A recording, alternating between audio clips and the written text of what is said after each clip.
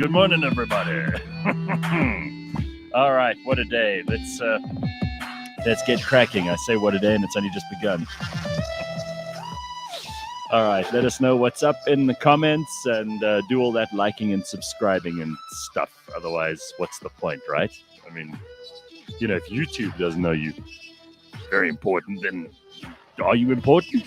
Are you even doing a show? I mean, this is what they tell me. So let's get on with it. Like and subscribe and comment. In fact, didn't I make a deal the other day that if we didn't get like 50 comments after the first show that I said that about, we wouldn't do any more shows? I didn't go back and check, but I'm going to have to now. So I'll do that over the weekend. If we haven't got the 50 comments, then, then maybe we will.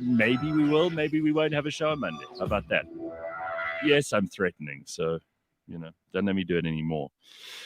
It's good to be alive this Friday. I saw a very strange comment from someone over the weekend. Obviously, someone who's emigrated last weekend said something like, "Oh, it was so great to visit South Africa, but I can't wait to get out of this place. It is, it's falling apart," or whatever.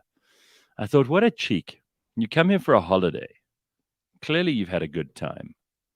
And then you, on leaving, you decide to drop an insult. I'm like, that's kind of ungrateful. I'm sure that everybody during your trip here, I'm not even sure if this person used to be South African or anything else, but I have a suspicion they were. It was something someone else shared, so I don't know this person directly. I was like, wow. So you came here, you enjoyed our hospitality, you enjoyed obviously a very nice holiday, probably brought some family with you, and then on your way out of the door, you're like, fuck you guys. I just thought, wow, that's in very poor taste to kind of leave an insult at the door as you head out. I think it's just indicative to me of somebody who's trying to prove to themselves that that living outside of here is better than living here, even though you've chosen and paid to come on a holiday here, which makes me think you might not be saying what you really feel or feeling what you're really saying. Certainly not doing what you say. So that's always my, definition of integrity. So clearly someone who does that can't really be a person who's very honest with themselves or with anyone else most of the time. So I think there's a lot to be happy about at the moment. And I'm obviously going to take us down a road now where I'm going to try and counterbalance all my optimism with a couple of observations of the last week, which I'm trying to do on a Friday just to kind of give us a bit of balance. And, Friday's a good day to reflect as you go into the weekend, some things to think about. We have sufficient distance from all of the craziness of what's going on in Europe and Russia and the Ukraine at the moment, not to mention America or China or India. All these places are a fair way away. Even by plane, it's still quite a long trip. And I think often that can be a massive disadvantage, but it can be a huge advantage. And, I've been taking in quite a bit of news over the last while, and it seems to me that Europe is going to be heading into a very, very cold winter, particularly, Germany, Poland, even the Netherlands, Belgium, France, perhaps. Italy is likely to drop out of the EU somewhere in the next couple of months. And that's not going to be a deal breaker for the EU because Italy's not massively important. Surprise, surprise. They don't really have one of the strongest economies anymore. They might have at one point been a contender. But Italy, I mean, the politics of Italy, it is so complicated. If you think Australia with their changing of prime ministers, every 100 days or so, and that was something that Australia went through for a very, very long time. You think that's bad? Try and figure out what's going on in Italy. The other ones, obviously, Portugal, Greece. These are countries. Portugal's doing all right, actually. Not a very big economy, but they are very welcoming of legal immigrants, and they're trying to build up their economy by. And there are lots of South Africans there, apparently. A friend of mine was there just recently. Said tons of South Africans who moved to Portugal. Apparently very welcoming place, but they really are welcoming of your money first and foremost. So they're trying to find ways to make money. But Spain's in a little bit of a situation at the moment. Spanish farmers are up in arms, as are the Dutch. And these are stories that don't get a huge amount of attention here, because we talked to JJ Cornish and we try to discuss things that are going on in Africa. And obviously we can just scratch the surface in our 15 minutes or so that we have with JJ. But I do think Europe is in quite a precarious position right now. Those Dutch farmers who were driving their tractors down the main roads and blocking the freeways. I think it was 40,000 farmers. Now, I wonder how many farmers there are in South Africa. If there are more than 40,000, I would be impressed and surprised, because I don't think we have that many. We've got the very big farmers, which are like maybe 2-3 generation families that have been farming the same land and have become ever more technologically adept and efficient. But I didn't realize this. Apparently, Holland is the second biggest agricultural producer in the world. Now, I don't have to tell you that is a fairly startling statistic, because Holland is the size of a postage stamp. You could fit the whole of Holland into probably half of Swaziland.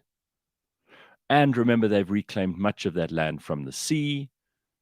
Most of the country is at sea level, which is why they have dikes and sea walls and artificial harbors and all kinds of things.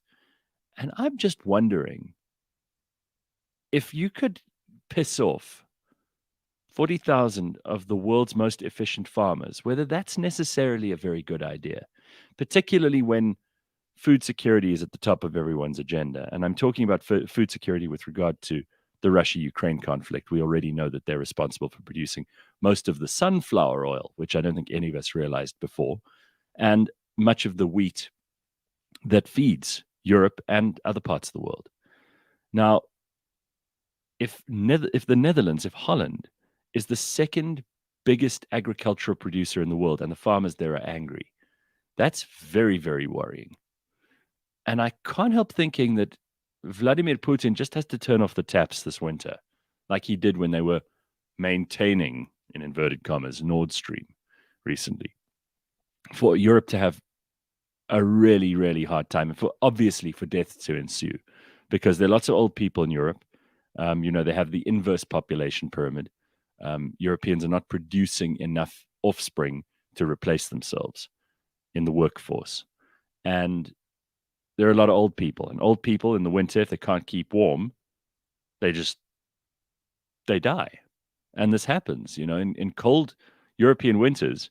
The cold always kills more people, incidentally, than the heat does. So they're all complaining about a heat wave, particularly in the UK just recently. But, you can always do something about the heat. You can hop in the shower. And by the way, that's another thing. They're having massive water shortages in Britain at the moment because of all this heat wave stuff. So just as we are always consumed by the things that are wrong with us, and that's right, because you can't, if you're not thinking about your survival and you're not thinking about the optimal conditions for, first of all, making sure that you and your family are safe and secure and that you can live somewhere peacefully and all of that stuff, you could end up in a bit of trouble. So you can't afford to be myopic about these things. But we do. We complain about ESCOM. We complain about our incompetent government. But I've just listed a few top-line things that are going on in Europe at the moment.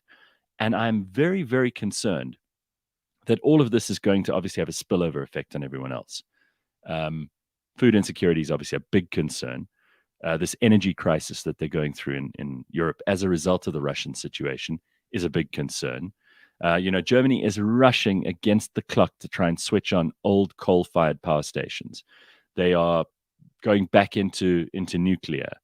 This is the Germans. And if the German economy fails, or if Germany fails to maintain, and I'm not saying this is going to happen, but if Germany in any way does not meet its energy targets, and if German people start to suffer as a result of Russia turning off the taps, you can say goodbye to the European Union. There is no EU without Germany at the center of it. So I'm very, very confused about why anyone would think And I mean, I've had lots of friends who've been on amazing European holidays this summer, and I'm glad for them, because I don't know if next European summer is going to be nearly as much fun. I think there are going to be some massive financial, energy, and food crunches going on in Europe in the next while. And I think everybody who's paying attention to these things is seeing them as being obvious and being inevitable. So when we talk about how we fit into the world and what our problems are, sure, they're enormous. I mean, Eskom is a major, major problem here in South Africa. And energy has been our problem for the last, 14 years. Production has been hit really hard, manufacturing, even small businesses, little spazza shops and things that had to keep the fridges running and then had to throw out a whole lot of stuff because it went off thanks to load shedding, power interruptions. There are places in Pretoria today that are without water. Of course, that's because they're trying to do maintenance. It's not because there's an outage. But still, these things are concerning. And I wonder, because I always talk about how human progress is on this unbelievable upward trajectory. And it's something that's borne out by the research of someone who I spoke to just last year, Marian Tupy at humanprogress.org, which you need to go and take a look at. I mean, he's really done all the research for you. And if you look at this stuff and you see that everywhere in the world, it kind of strikes me as almost unbelievable, the kinds of terrible decisions that governments have made in the last 2.5 years. And again, I know that there are people who've listened to the show for a long time, so I'm not going to go over old territory here. But for the people who've just started listening to us in the last 2 years, because our audience doubled in 2020 and doubled again in 2021. So you may not be as familiar with me as maybe the people who started with us 8 years ago, or even listened when we were on commercial radio and all the rest of it. I've been saying for a long time that we've got to move away from centralized governments. We've got to move away from central control by governments, that ultimately the future of humanity and the increased happiness of humanity is dependent on us creating these disintermediated kinds of government, where your local government is really the most important one, and then your municipality that's closest, and then your provincial government, and then your national government. And national government must be something that touches your life very, very seldom. Maybe the only place that it really becomes a part of your existence is in your tax, which you pay to the central treasury, obviously, no matter where in the world you live. But that was all disrupted because we were on a good path to getting there. And government meant less and less to us as we were moving that direction. And then suddenly this COVID thing happened, which now, again, with the benefit of hindsight, we can all tell was a hopeless overestimation of the problem. And the cure they prescribed was worse than the disease. Lockdowns, a complete economic shutdown. The whole world. They're like, well, we're going to put this whole thing on hold. And they thought, these idiots in government who've probably been at university too long and have never really done a real job, never tried to earn money in the real market. These people told the rest of us, no, we're shutting this down for your safety, for your health. But that word safe keeps coming up. I don't feel safe. You hear this all over the place. Your safety is number one to us. And we saw it happen all over the world. Mostly the countries that made the decisions based on scant evidence, and usually evidence just from the medical fraternity. Now, of course, they don't think about economics. If you're a doctor, or if you're on a health panel, or if you've studied medicine your whole life at university, and maybe you're a lecturer in that sort of thing, and those are the people we went to at the beginning of the pandemic, remember? They were the ones who, for their entire existence is based around trying to keep people alive. So in order to have maximum effect of that, they didn't consider economic consequences or political consequences of that kind of thing. They just considered, okay, they've asked me for my opinion because I'm good at prioritizing saving life. And so that's exactly what the information was that we had, and we followed. And we followed that information to our detriments, because the countries that led the way here were, Britain, the US, Canada, Australia, New Zealand, and then all the other countries just followed them. And of course, China was the most draconian of those. And up to just a little while ago, I think it might even still be in some places, China had a zero COVID policy, which meant they were going to try and stamp it out completely, because they have no understanding of how your politics doesn't matter to a virus, So up to a short while ago, China had still been implementing severe and complete lockdowns. And it has now emerged, with the benefit of hindsight, that first of all, that doesn't necessarily save lives, because once you unpause the economy, once you open up the country, the virus just hits harder than ever, which happened in places like New Zealand. But also that your economy takes an enormously long time and needs fairly inert conditions to get back to where it was, or to even attempt to get halfway back to where it was. You can't just pause like a game, ships at sea, supply line, manufacturing, production, agricultural production. You can't just pause these things. And when you do, and you unpause them, they don't just start up straight away where they were and immediately fill the gaps. It's clear to everyone on earth right now that that is the condition. But somehow the people who made the decision to put the pause button on are the ones who continued to make bad decisions after the pause. In other words, those very governments that made it their policy to put a hold on the economy and to lock down the citizens of their countries, then followed that up by making the most stupid decisions available to them. Joe Biden, with an economy that was just raring to go. All he had to do was open the gates. And instead, he pumped trillions into the economy and inflated the dollar and messed with fuel prices as a result of the supply line challenges and the fact that he'd made terrible decisions in terms of America's own energy independence. Things like like fracking and natural gas and oil drilling, which he just refused to acknowledge needed to be continued. He was like, no, we'll green the economy. All over the first world, everybody's obsessed with greening the economy to the detriment, the obvious detriment of their own economies and the lives of the people who live in those countries. And yet, we don't seem to be able to identify who it is we should blame for the ugly situation that Europe and that America and that China and that most of the rest of the world, as a result of those people being affected, have been affected.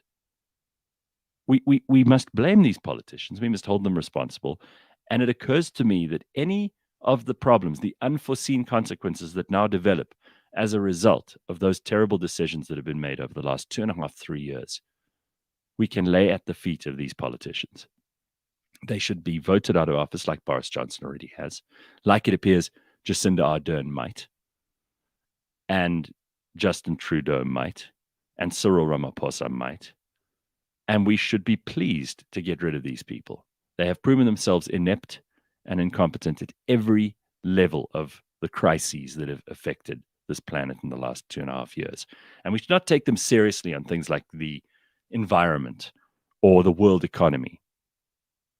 I'm really, really concerned that, to go back to that friend of a friend who was complaining about South Africa on their way out, that we're still living in this world where we think certain places are safe and other places are not.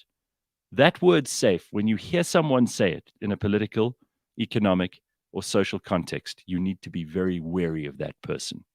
Anyone who uses the word safe to describe conditions that they will supposedly create for you or that are available in their country is absolutely guaranteed to be lying to you.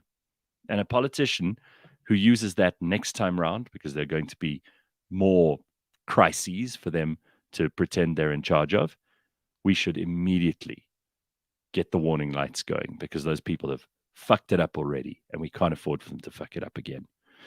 So I think this is important. That's why I brought it up this Friday. And it's also the only opportunity I get in the week to talk like this, because normally we, having conversations and all the rest of it. Let's just see what's going on in the comments. Gareth, I'd like to know your opinion on Klaus Schwab and the Great Reset. You'll own nothing and you'll be happy. Yeah, but I think that Klaus Schwab is he's like a Bond villain brought to life. I mean, it's weird to me that there's someone who's so openly opposed to human progress, who's in charge of the World Economic Forum, who's published a book on how much he hates humanity, called The Great Reset, and who's actively interfering by putting World Economic Forum candidates for political position all over the world and seeing to it that they are supported. I mean, here's a point that DK makes. The Germans laughed at Trump when he warned them. Oh, they've continued to laugh at Trump. They thought Trump was a big old joke. Here's this guy who, pushes people out of his way at world summits and things. But Donald Trump warned the Germans about energy when he was president. He said to them, in no uncertain terms, I'm sure you can find the clip if you look it up, you guys better not be dependent on Russia for fuel and energy. And the Germans are like, what do you know, Donald Trump? And then they obviously you got weird hair and you're a New York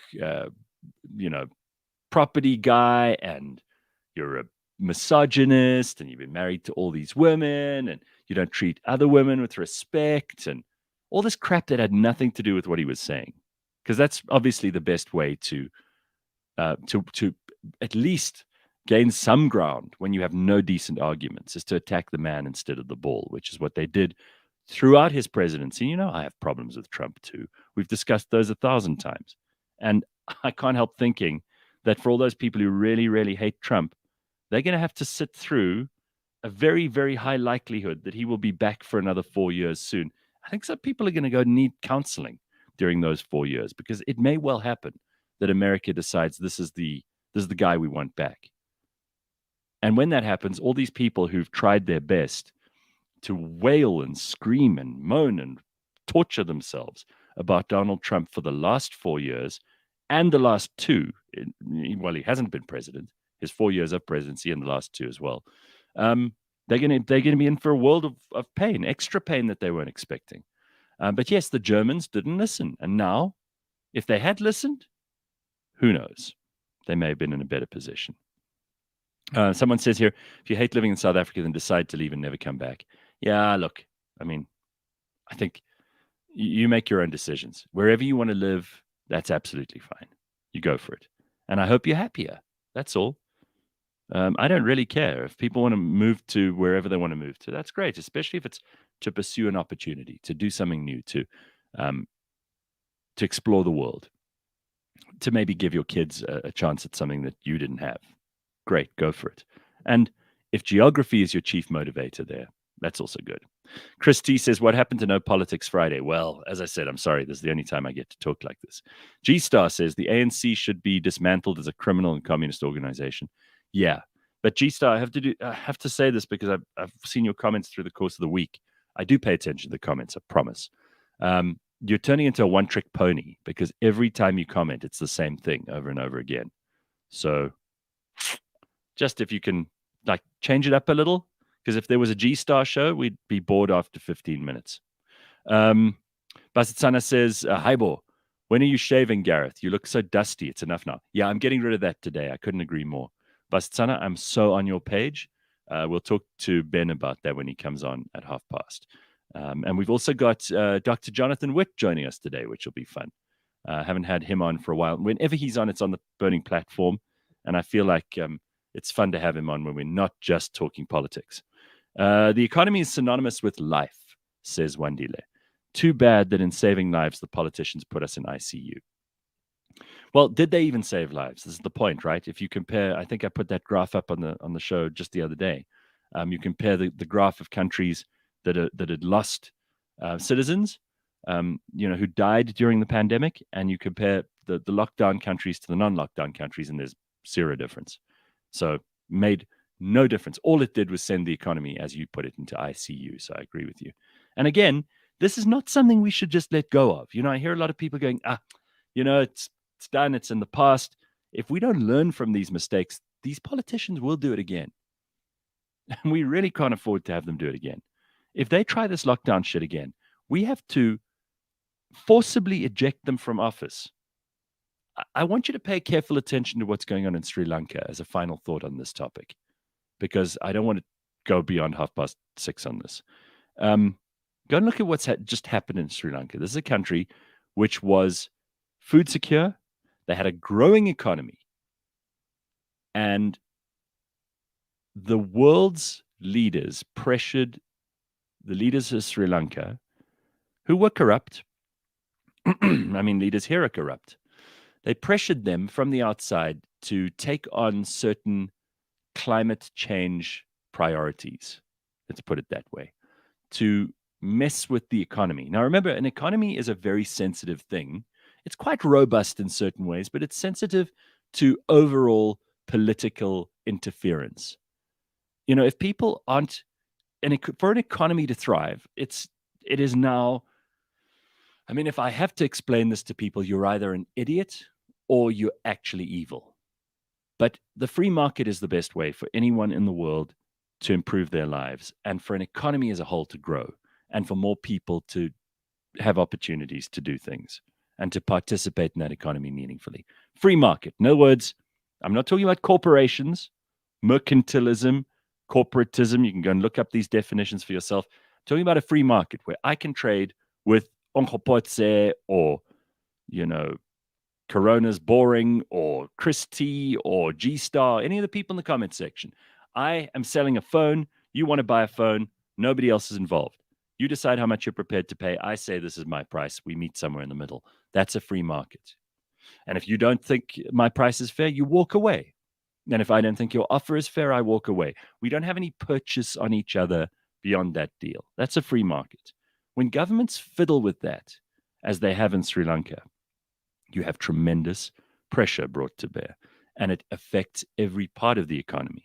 When you try to make rules, as the Dutch government are trying to make rules, about how farmers can't create pollution, or farmers can't farm in certain areas, or certain things can't be used in order to farm more efficiently, whether it's, fertilizers or any of that stuff, that's going to mess the economy up. And guess what? There are going to be consequences to that, because these politicians don't understand how farming works. So they make a rule, and then the farmers go, but guys, it's not going to work. Politicians are like, well, we're in charge. We make the rules.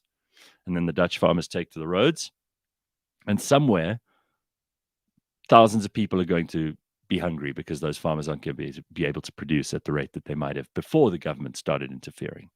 So in Sri Lanka, they stormed the presidential palace a couple of weeks ago. It's a big story. Obviously didn't get a lot of attention in the world because politicians and most of the legacy media, the mainstream media, don't want to show too many revolutions. It makes everybody uncomfortable, makes the politicians who are currently in charge feel uncomfortable. Look at what happened in Sri Lanka. Could very easily happen in all kinds of places. And if it does, it's bad news for all of us. So just pay attention to these things, even if the media is saying to you, oh, there was a racist incident at a high school. And you're like, oh, clickbait. Because, of course, racism is like a red rag to a bull, especially to South Africans. We hear that word and we're like, we've got to focus on that then. It's not the most important story. We should be paying 20 times the attention that we pay to a racist incident, which is a rare thing, which is why it still makes the news. And thankfully, a rare thing that let's hope we get to a point where there are no such things. But it's also something that in this country immediately gets attention. But Sri Lanka, people are like, well, I don't even know if I could point to that on a map.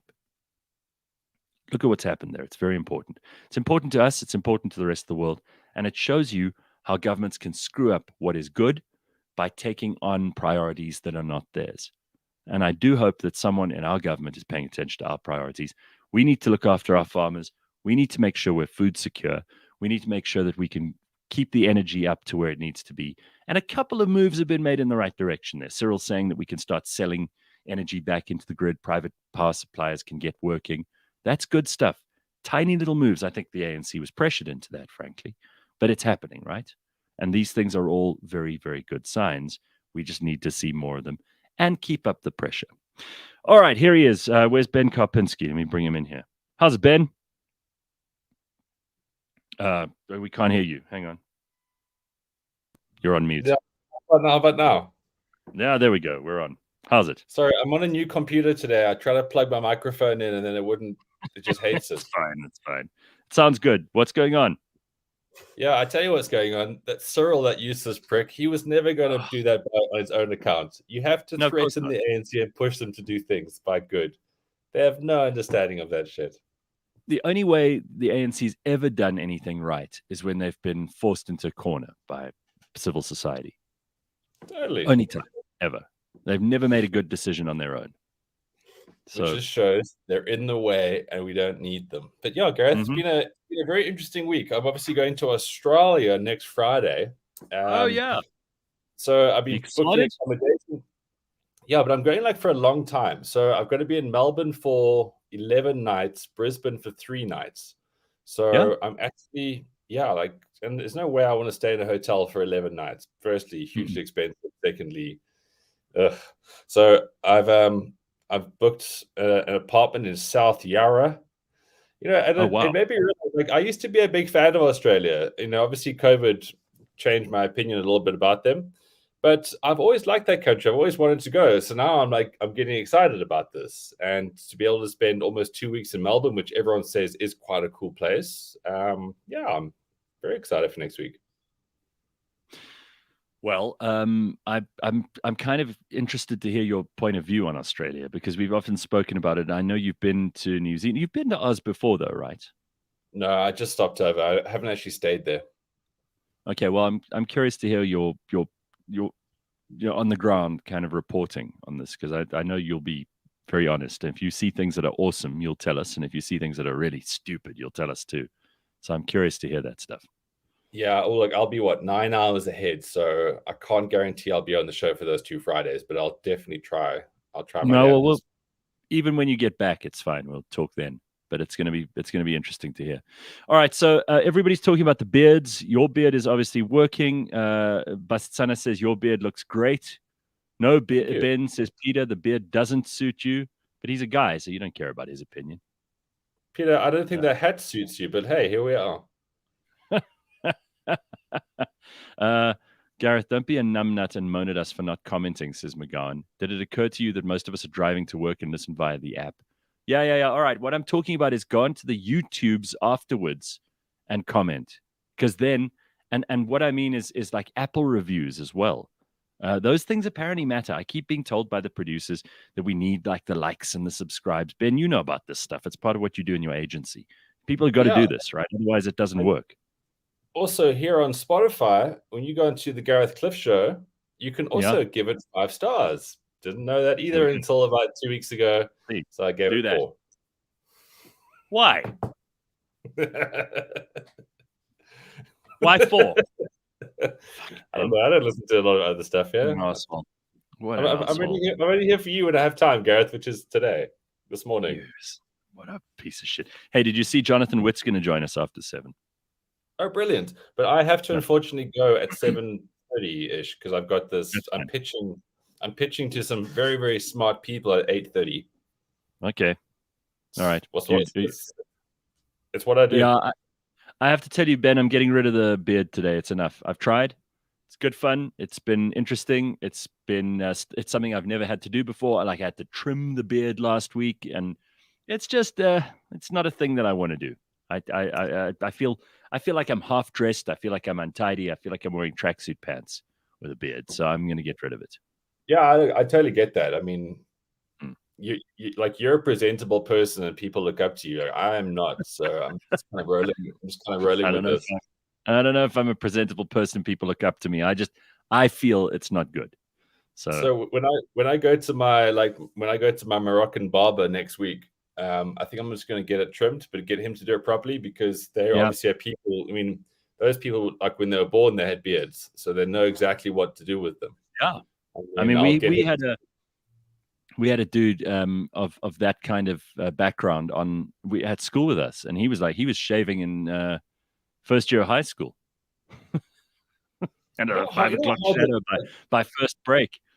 That must have been so hard, because I had guys also I went to school with, and it was by first break you'd always get those shitty teachers or those really anal prefects going, "Hey, Muhammad, why haven't you shaved?" It's like, right. Dude, I woke up like this. What the fuck do you want me to do? Yeah, exactly. I grow a beard in the time it takes you to do your stupid lecture, your class in exactly. I don't know, geography. There's a guy with like one wispy blonde hair on his chin. And he's giving him gears about having a manly jawline. But yeah, right. I think I'm going to keep it. I'm going to carry it on. All right. Yeah, why not? I've got quite a boring long face, so maybe the beard actually is going to help me. Well, who knows, Ben? Maybe this may be the key. Finally, the missing piece of your puzzle. Who knows? This is it, Gareth. This is it. I've worked so hard with studying other things. This is it. So it'll be the year of the beard victory. We're going to try and do the rugby again tomorrow, which I'm kind of excited about, because I didn't really. I mean, I watched the first half on last Saturday, and then I had to go, and I'm not really into it, Ben. I've tried. We're going to try it one more time, and then after that, fool me once, shame on me. How does George W. Bush? I always hear him in my head. Fool me once, shame on. Fool me twice, you can't fool me again. That's what he always said. But it's fool me once, shame on you. Fool me twice, shame on me. That's how it goes. Yes, but because George W. But Gareth, it's not about you. We've watched 2 games of rugby together. Both have been against the All Blacks, and we've won both times. So you have to for the country make it 3 in a row tomorrow, and then after that, unfortunately, you're in. So if you only watch the SA versus New Zealand games, I think that's a fair compromise, because it's fair enough. Game. If maybe I'm the lucky charm, because if I watch, we seem to win against New Zealand, who used to be one of the greatest rugby nations in the world. Would you say they still are? No, they're certainly the having the time of it right now. They are the 5th greatest nation in the world. And about 2 years ago, I said it for the first time. I said New Zealand might not actually be a rugby nation in 10 years' time, because whenever you're great at something, you have to have a good feeder system. And that is why South Africa will ultimately always, if managed properly, will always be a good rugby nation, because we have amazing schools, and we have oaks like Dickus and Frickus and Frickie, and they all come together and they want to just bliksem each other. And then we've got other cultures in this country that we've got such a melting pot of athletic talent, which is incredible and is representative in the Springbok team. The All Blacks, they've got a very lazy country, basically. They're very authoritarian, lazy. The kids that are athletic want to be MMA fighters or basketball players. The traditional schools, those kind of people, they've either moved to Australia or don't want to be in that situation. So they don't have the feeder system like they used to. And they also don't have, they rely more on the Pacific Islanders to come through. They're using a lot more of their stock. They just don't have the structures that we have. And the game has become a lot more professional. Since SA basically left them, they now play against Aussies that aren't strong enough. So now they get this highest sense of confidence from playing Super Rugby, which is 0 nowadays. And then they just take a dicking to good teams. I mean, we've seen it. They lost to Ireland at home. I mean, as much as the scoreline kind of flattered them last week, we dominated them, like men and boys. And I think, again, then people aren't going to sponsor that. So you take away the money, you take away the talent, you take away the interest, you take away the aura. Suddenly New Zealand is a Ford Fiesta. Sure, drives, but it's not exactly going to conquer the world. All right. Yeah, it's exciting. You're going to also, we're going to braai, aren't we? That's the plan. We're going to do briskets. We're going to do ribeyes. Very South African. I'm very excited about this. I cannot say no to a braai. We're going to be on the roof. We're going to have 3 kinds of animal, and nice. We're very lucky. It's good, Gareth. You work hard Monday to Friday, and then Saturday it all comes together. It's the game. Saturday, eat 3 different kinds of animal. That should be everyone's goal for the weekend. It should be, especially if you really focused on being a good person, and you've got to braai your meat. Get a flame out. How does being a good person come into eating 3? handsome animal. It just does. It means you're in touch with who you are as a man. Yeah. No. You cannot argue this. I have a beard. I'm now wise. Yeah, I'm also really excited about the fact that I do see the first little green shoots of spring, which always makes me happy. So from here on in, I just love this part of the year. It's great. You have to work overtime, and I know they're going to be things that are going to piss me off, but they're just not going to piss me off as much during this next couple of months, all the way to January, February. This is my happy time. It's a nice long stretch too. September, October, November, December, January, February. 6 whole months of the year that I'm happy, just automatically. Yeah. Well, March and April are arguably better than December and Jan, but I always think, and like you're always so gloomy at your birthday, which is coming up. But I think this is the best time in Joburg, right? Because winter's so desolate, the high felt that we live in. There's nothing really going on. And then as it gets warmer, things start to smell better. Like you smell jasmine and other things other than dust. And then like there's such as like this hype around summer that summer often is dust and thanks to the river in front of me, feces. Dust and feces, but otherwise, winter's, Well, as you say, I mean, it's how you phrase it. You could say dust and feces. Sounds like. All right, so a few things we want to get to. You know what I'm a little bit sick of, and maybe this links to the thing that you wanted to talk about with crying. I'm just a little bit sick of people talking about their feelings all the time. I've just had kind of enough of this. And I know, last week we spoke about relationships and like men and women and how we get along and how we interact and all that stuff. But I even know women who've had enough of people who constantly talk about their feelings. Can we just be very aware of how often we use the word feel? Because it's sort of taken the place of the word think in so many places. I don't hear people saying, I think this would be a good idea, or I think we should try and do that as a business, or I think me and my family should do this, or I think I want to achieve X, Y, Z. They're like, I feel like or I feel X, or this person makes me feel this way, or I'm not sure I feel good about that. People who use the word feel more than the word think are starting to irritate the hell out of me at the moment. And I have been very aware over the past 6-7 years. And that's a fairly arbitrary number, but let's say the last 10 years of my life, I've been paying extra careful attention to actually listening to the words people use, because it gives you enormous insight into what they really do think and feel. And if they use the word feel more than they use the word think, then they're not a very thoughtful person. They're actually telling you about themselves. They're giving away the secret of how they see the world and of how they want the world to see them. Pay attention to these things. It's you don't have to be a psychic. You don't have to be someone who can read minds or predict the future. But if people keep saying feel instead of think, then at least you know what you're dealing with. And similarly, if you're in a room full of people who think and you're the only one who feels, you better adjust to the environment. Otherwise, you are going to be left behind in a conversation like that. If I'm in a room full of people who are feeling the whole time, I know what I've got to do in order to get the result I want in that room. And similarly for things. Well, sometimes, yeah. Sometimes it is, because sometimes it's just a big group therapy session with people like that. And I've noticed on social media, this is pretty much all that's, I don't go on Facebook very often, right? But Facebook has pretty much become a place of feeling now. People are just constantly talking about how they feel on Facebook.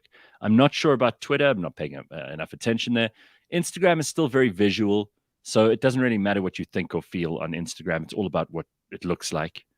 But Facebook has all become about feelings. And on the rare occasions that I have been on there and you scroll through it and people are like, well, this is how I'm feeling at the moment. I'm feeling a bit down, or I feel like blah, blah, blah is happening, or whatever. It's just enough. Am I stupid? Or is this something that other people... Have you picked this up as well? No, as always, I think you've hit the nail on the head here. Firstly, you got to look at what's more difficult. Thinking is more difficult than feeling, right? So everyone feels. And then because of social media and because of just the way things are been the last 4 or 5 years, and people need to be cognizant of the fact that your feelings really matter. And corporates jump on this kind of shit because it makes them sound like they've got a handle on modern society. But the more that we indulge the feelings, the less we think. I mean, I cannot say it better than you just said it. Thinking is what gets us into places, right? So if you ever look at something and go, well, what's the result of this thing that we're doing? And if the result is nothing, then we really shouldn't do it so much. So if everyone is feeling, no one is thinking. If no one's thinking, then life isn't very good, is it? Nothing new will be created. Yeah. Like, I feel that we should go and make a building over there. Okay? Well, also, it's feeling.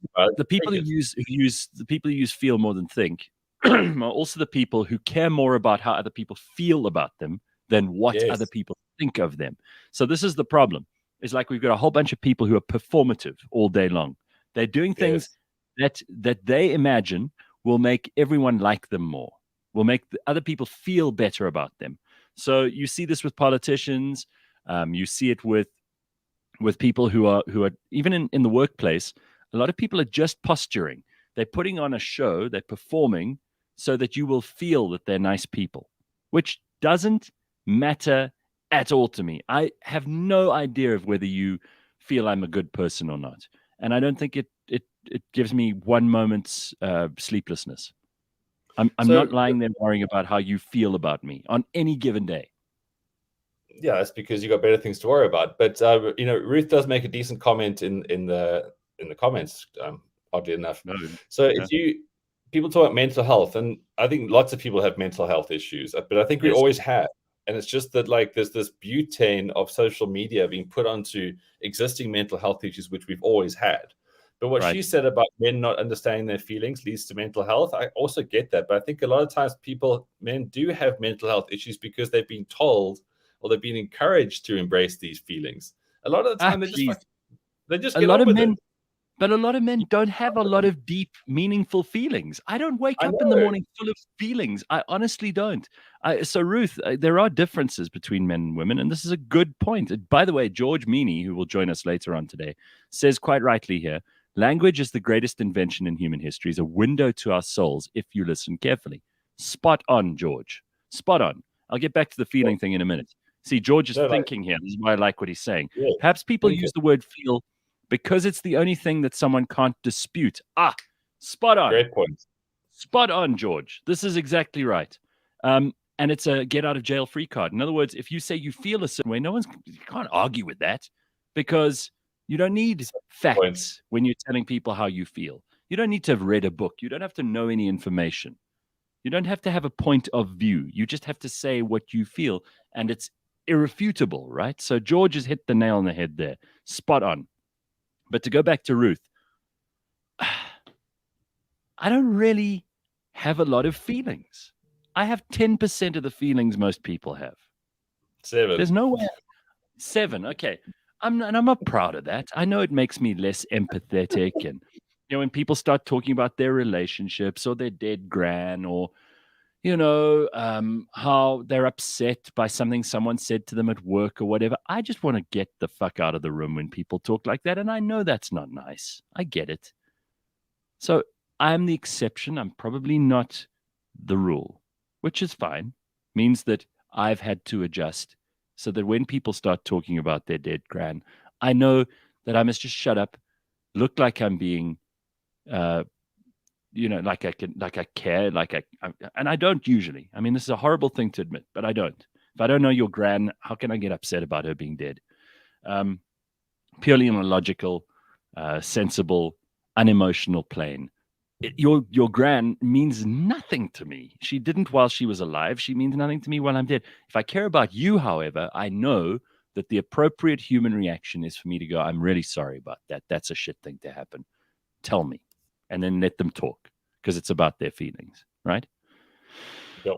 I don't have a lot of need to share my feelings all day and night, and I don't really need to hear everybody else's all day and night. And that's maybe a Gareth thing, or it may be a male thing, or it may be a way I was raised thing. And you can criticize the hell out of me. I don't mind, but that's how I am. So I'm not going to sit there and dwell in my feelings and navel gaze all day long about how certain things make me feel. Really, it's just such a waste of time. And if there are those people who still believe that the biggest problem in the world is that men don't share their feelings, well, first of all, let me tell you that you probably don't understand men. Second of all, let me tell you that even if they do get into their feelings, it's usually kind of pathetic and unnecessary, and no one really is that interested in men's feelings. Who's wandering around the world right now going, I really want to hear from all these men about their feelings? Who? Who's that person? Who has the time? Do you think that Joe Rogan would have the biggest podcast in the world if he literally turned a mic on and said, I'm feeling a bit low today. I'm not sure, but I've got someone else over here who's also feeling a bit low, and we're going to discuss why we're feeling low together. Oh, I would never have listeners. But I've walked into conversations like that, sometimes with men, but usually with women, talking to each other about how, it makes me feel like I'm not as sexy as when we first started dating, and I wish I just knew what he was feeling, and I you want to run out of the room screaming. Yeah, it's over. And then the worst, by the way, the worst that you could walk in on is two guys talking like that. Two guys like dwelling in their feelings and, I'm really feeling quite down about things, and I'm not making the contribution that I feel I could at work, and all this shit. I mean, that's just so awful. That kind of conversation is like kryptonite to me. Yeah, I mean, obviously, if you've got feelings, it's like a reminder that you are a human. We do have feelings, right? We do feel emotions time to time. But Right. we also feel lazy. We also feel like non-communicative and stuff. These aren't good things. Just because it happens doesn't mean it has to be what we do. If again, I go back to these things because it's a great reference for me. But I had a lot of feelings before I started lifting weights. Now I think a lot more because I feel I can do more with my life. So feeling is like a now and a past thing. Thinking is a future thing. So if you become more capable of a person, you start thinking about more stuff. It's like, okay, I do this, so I think I should do that as well. When you feel, you go, I feel shit, so I'm not going to do anything. Like it goes like it's like a two-way cycle. The feeling always looks back, the thinking always looks forward. Yeah, and different strokes, hey. Like some people really want to like do that stuff. Some people want to do other stuff. Let everybody do their thing. I don't think I want to be around people who only feel and think the way I do. It's way more interesting to expose yourself to stuff. In the comments, like Usher says, a great podcast called Modern Wisdom talks about male loneliness this week. And I've gone through this kind of stuff. I've been a lonely male. I'll be the first to say that this is obviously a topic some people should talk about because you should get out of it. Like, and that's not me ridiculing it or making light of it. But I think if we dwell too much in these kind of things and formalize it too much, like it's a normal thing people go through, that in itself creates other problems. A lot of the time, men just need to get on with stuff, become stronger, and become better. And I know that sounds so cliched, and if it sounds ridicule, then so be it. In other words, solutions. Solutions. We're not meant to stagnate. To be a solution. Yeah. Right. Okay. I heard someone say once, and I wish I could remember who it was because I thought it was brilliant. This guy always says to his girlfriend or wife when she complains about something, he's like, "Okay, is this we need a solution complaint, or is this you just want someone to listen to you complaint?" And that kind of, because he's being so honest with her, she is honest with him. She says to him, "No, I'm just complaining." And then he's like, "Cool, then I'll listen." And then he doesn't have to think of a solution. But if she says this is a solution one, then he's thinking about a solution. So he wants to answer it quickly and say, well, this is what we can do to fix it. And that's a really helpful thing, which I know has wherever I've heard people implement this, it's made their lives better. Their relationship. You've literally just shared probably the greatest relationship advice ever. Yeah, well, I mean, maybe. That's why it's stuck in my head. I know in relationships I've been in, when you hear a woman saying this and that, and she's telling you about stuff, and sometimes it's important stuff, and sometimes she's just venting. And you need to figure out whether, if it's important stuff, whether you are part of the solution situation or whether you're just there as a witness to it because she needs to get it off her chest. Very different things, massively different results. And it requires a very honest approach from both sides. She must tell you, okay, no, this is just an event. Okay, cool. Then I'll listen. Let's go. And if it's we need to solve a problem because the kid isn't doing well at school or whatever, then we figure out a solution to the problem together. Yeah, it comes on such a huge fundamental. Like, women just need to vent sometimes. So no man should think, well, oh, that's so annoying. It's part of their character. Just like men need to solve because that makes us feel like we're doing something. Right. Listen to George. I love how George is on the show this morning, but he's wide awake and in the comments. This is what we love. He says, and by the way, the things George has said this morning is probably better than anything Ben and I have said. Love that, Ben. Yeah. Feeling is a result of past experiences or past thinking. So is dwelling on feeling. It's living in the past. That's exactly right. Well, I mean, just like there are people, this is something that I think I referred to obliquely in a show this week. I love people who are able to live in the present. And it's not something a lot of people can do, by the way. We've got like 2 minutes to 7. I don't want to breeze past this, but this is such a realization. So a lot of people are consumed by what's happened to them, right? They're captive to their past. And as someone who loves history, I love a study of the past. I can spend a fair amount of time doing that. But in your personal life, in your own existence, your own memories, if you're held captive to your past, you can't really enjoy the moment. Similarly, if you're one of those hugely motivated, skilled, driven individuals who's constantly planning for tomorrow, and you are thinking about the future you and the things you want to do and the places you want to go and the people you want to see, and you're always in the future, you don't enjoy yourself in the present. And the best way to live, for me, it's not always true. You might be happier living in the future or in the past. But to me, true joy, excitement, happiness, gratitude exist in the moment. It's like right now, do I want to be anywhere else but having this conversation on the show? No, then I'm happy. Yeah, I mean, to put it even simpler terms, you wouldn't watch the same movie 10 times, right? When you watch a new movie, you're excited because something new is going to happen. It's kind of like that with life as well. We would never watch the same movie over and over and over. We always want to watch something new. And that's how the past and present kind of thing works for me.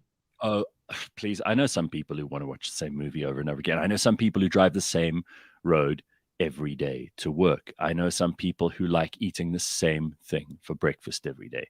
I know people who, if anything interrupts their day-to-day, ordinary, usual routine, it completely messes with their balance. No, there's a big difference between routine and not looking at something new. I mean, people drive the same way to work because it's efficient and it saves petrol in an economy where none of us got money, Gareth.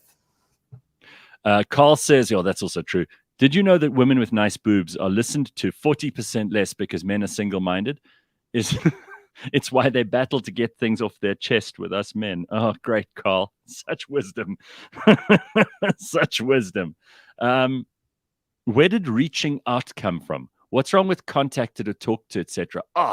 Keith, this is, I'm so sad. Okay, we're going to have to pick this up after 7.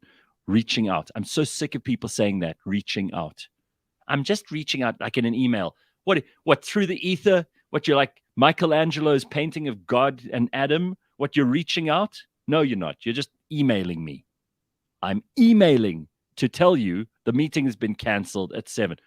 I'm reaching out to let you know that you...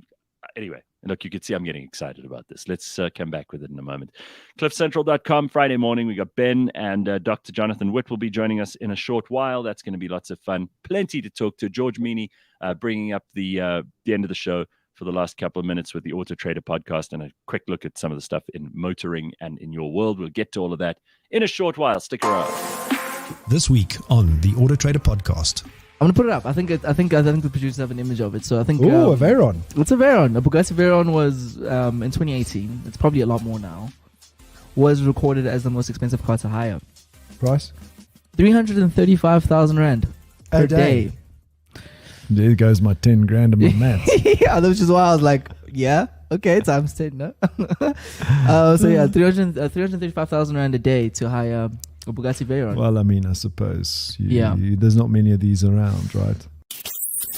Catch us every Monday at 9 a.m. on YouTube and on autotrader.co.za.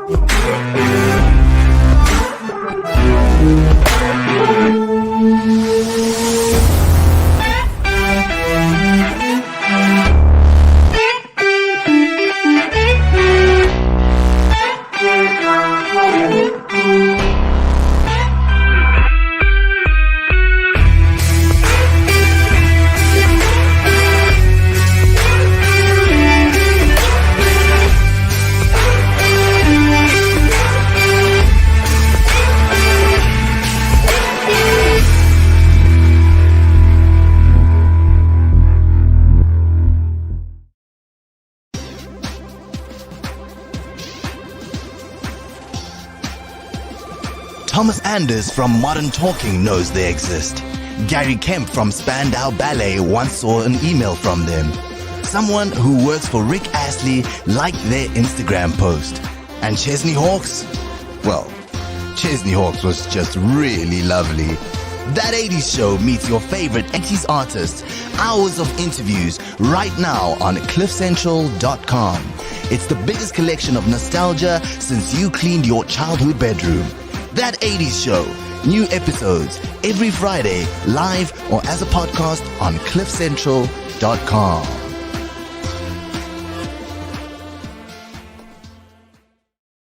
All right. It is a Friday morning on cliffcentral.com. We got a lot to talk about today, and we've already we've been all over the place in the first hour. I like the way it just bounces around. We did, even though it's a No Politics Friday, I started with a bit of a monologue for the first half hour on precisely that, politics, because I do think there's a lot going on that we haven't had a chance to speak about. But anything that's on your mind, you let us know about. You can drop it into the comments this morning. Also, as I have to keep reminding everybody, the producers won't let me forget about it. Like and subscribe, blah, blah, blah, blah. Go on to Apple Podcasts, Spotify, wherever you're listening, and rate us. And don't do what Ben did, because he's a cheapskate, and give us 4 out of 5. Give us 5 out of 5. Or don't bother to leave any comment or subscription or, rating. 4 is better than 3. Shut up, Ben. 4 out of 5. Outrageous. Anyway, reaching out. Oh my God. There's so many things people say in corporate speak that have started to drive me crazy. Let's circle back to that, or let's take this offline. Let's take this offline. I kind of get what they mean there, and some of the stuff I don't understand because I'm not in a corporate environment, so I don't really get it. You could tell which people work in an office, in a cubicle, and this is how they talk to each other all day long. And it's the safest way to talk to people because you won't get into trouble. And it sounds like you're doing something too. But this reaching out is a hell of a thing, right? And it probably comes from, as somebody says, Sanela here, reach out and touch somebody's hand. Drill my skull already. That's a Diana Ross song. Reach out and touch somebody's hand. Wasn't that also the Oprah Winfrey show's theme music for a while? Maybe we're getting closer to discovering where this reaching out thing comes from. Probably from Oprah.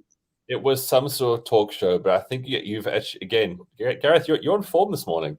But those talk shows went from being like, my cousin's got 6 eyes and fuck my aunt. To, yes. Okay, so this thing happened to you. How did it make you feel inside? That's how the thing went. That's how talk shows went. And they became super boring. I want to see the old kind of, like the Jerry Springer. Who was the guy who first started putting like these circus freaks on TV? Donahue. I think it was Phil Donahue. He was he was there. He was there before Oprah, and he used to bring on like these people, like women with beards, or as you say, people with 6 eyes or whatever. And it was purely like it was going to the circus. We didn't care how the person with 6 eyes felt. We didn't need to know about their family history or how they were abused at age 5. Nobody cared. It was like, you're a freak with 6 eyes, and we just want to watch you for 10 minutes on the TV. I don't want to feel bad for you. I got enough going on in my life. Right? That's but it all became about and everybody's story. We want to hear your story and your narrative. You're like, lived experience. Not really. Not really. Can you tell me honestly, out of all the people, and you read a lot, and you actually are interested in some people's stories. Like you gave me this Denise Rates book, which I'm still making my way through. What an interesting life, right? He's got a story to tell, but it wasn't really. That's why you should tell us. And it's not really about his feelings at all. It's about his experiences, which makes for an interesting story. I mean, because if we were in Denise Rates' head the whole time, I don't think anyone would read the book except maybe psychologists. But also, if he was doing nothing but feeling, he would have never left Pretoria. He would never have built up this amazing relationship with General Smuts. He wouldn't have shaped SA politics. He wouldn't have basically built the Kruger National Park. He wouldn't have seen the world. He would have stayed in one place, feeling his way into every day. Oh, Justice has just reminded me. Remember the Ricki Lake Show on ETV? And Sanele also says, Ricki Lake, my word, the pits. Ricki Lake. Wow. I wonder what happened to her. We had Felicia. That's correct, Sharon. Didn't Ricki Lake die? I don't know. Let's look it up. Let's see what happened to Ricki Lake. This will be fun. Ricki Lake. Let's see. Ricki Lake's still alive. Okay, she's aged 53 years. And what's she doing? She received a nomination for an award recently, probably a Lifetime Achievement Award. The series was canceled in 2013 after a single season. This was her last show, the Ricki Lake Show. But it did win her a Daytime Emmy. Wonder what she's up to now. 2011 to present. Here we go.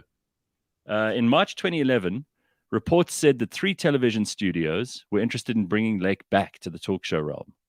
This after she began appearing on various programs in which she expressed a desire to return. She competed on the 13th season of Dancing with the Stars. Oh, well, then it's done. When you're on Dancing with the Stars, finished. Then it's over. There's no way back. That's what killed Damon Calvari's career. Exactly. After Dancing with the Stars has put their stamp on you, it's like the mark of the witch. You can't go back. That's terrible. She was announced as contestant in 3rd place on that show, losing to Rob Kardashian. Oh my God. Oh, this is humiliating. Should we carry on reading, or is this enough? Have we said enough? Oh, do you want to hear more? But also, it just reminds you of the glory days of ETV. Oh. Ricki Lake, Anaconda, soft porn, and just and that guy's voiceover. That was the heyday of ETV. The world. Yeah. Tonight on E. Oh, wait, here we go. On October the 28th, 2019, this is the most recent update we have about her. She was a guest on the ITV daytime program Loose Women. Wow. That's really a fall from grace. She should have rather just retired. I'm sure she had lots of TV money and she could have just chilled. Why did she do that? She couldn't tie her shoelaces, or she just... Loose Women.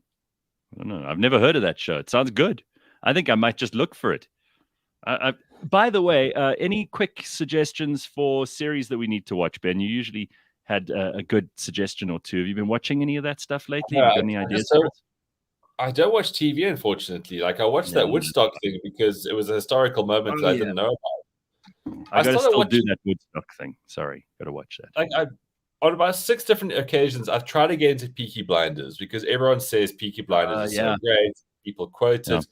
Essentially, it's like forced thug life Downton Abbey. There's certain things in place, and I get it, and I get the appeal. It's well shot and it's well cast.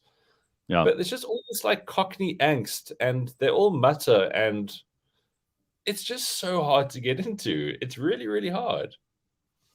So Asha says, I love this. I listen to Gareth because I so often disagree with him. We are more similar than you think, Asha. She says, case in point, he's got the emotional range of a caveman. I'm saying this with peace and love. Well, it is what it is. And I'm not going to deny it. But I do like that you listen to me because you disagree with me. I can imagine nothing more boring than a world where people just listen to each other because they like each other. Imagine what kind of friends.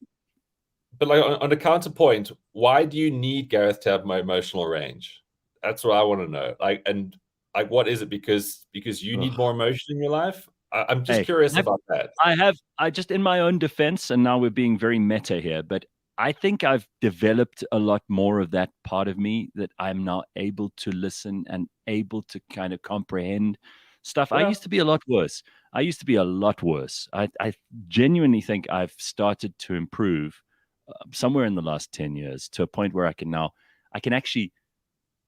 kind of get a grasp on some of these things, which before I just used to completely ignore, and I made no effort to understand them. So I'm trying, Asha. I'm trying. Someone just reminded me, what happened to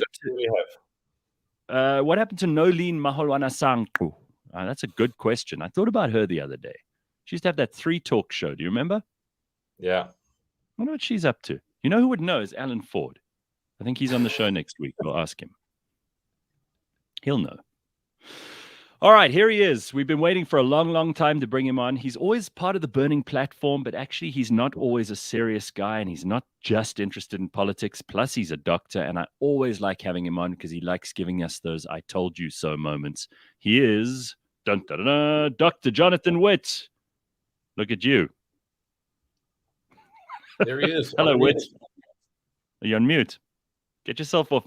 Aren't you like a smart doctor or something? Yeah, you know, when you forget to turn the machine on in theatre, that's a real problem for the patients. My God, that's so embarrassing. Someone who's so mute the ventilation.